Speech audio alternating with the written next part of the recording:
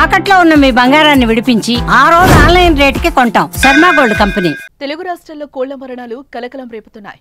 December నెలలో మొదలైన ఈ మరణాలు రోజురోజుకు పెరుగుతూ వస్తున్నాయి.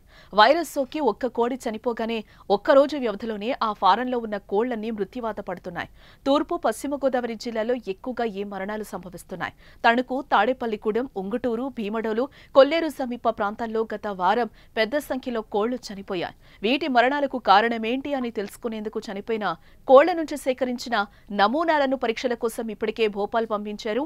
తాజాగా అక్కడి నుంచి నివేదిక వచ్చింది. బర్డ్ ఫ్లూ కారణంగానే కోళ్లు చనిపోతున్నట్టు తేలింది.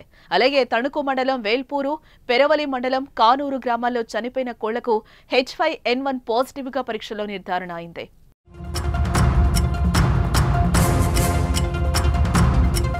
దీంతో అధికారులు అప్రమత్తమయ్యారు. ల్యాబ్ రిపోర్ట్ రావడంతో ఆయా జిల్లా కలెక్టర్లు అత్యవసర సమావేశాన్ని ఏర్పాటు చేసి అధికారులకు కీలక ఆదేశాలు జారీ చేశారు.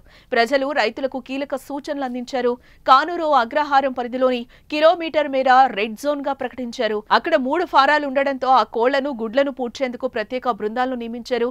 బర్డ్ ఫ్లూ తేలిన చోట చికెన్ దుకాణాలు మూసివేయాలని ఆదేశించారు అధికారులు. చుట్టూ 10 కిలోమీటర్ల పరిధిలోనూ నిఘా పెట్టి పర్యవేక్షిస్తున్నారు.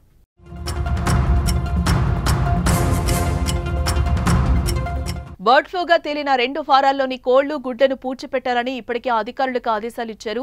పూడ్చిపెట్టే ఒక్కో కోడికి ₹90 చొప్పున పరిహారం అందిస్తామన్నారు. ఈ బర్డ్ ఫ్లూ ప్రభావిత ప్రాంతాల్లో ప్రజలు కొద్ది రోజులు చికెన్ తినడం తగ్గిస్తే మంచిదని సూచించారు. కోడి మాంసాన్ని, గుడ్లను బాగా ఉడికించి తినాలన్నారు.